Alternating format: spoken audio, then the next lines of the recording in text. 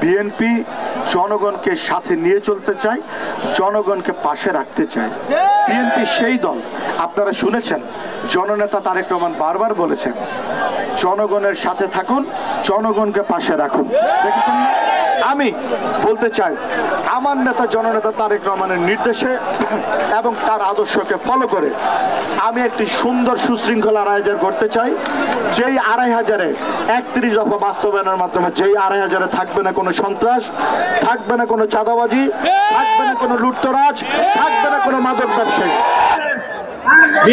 সংহতি দিবস উপলক্ষে আবুল কাসেম আসাদের উদ্যোগে নেতৃত্বে আপনারা আজকে সকলে সমবেত হয়েছেন। বাংলাদেশ জাতীয়তাবাদী দলের নেতৃবৃন্দ এখানে উপস্থিত হয়েছেন।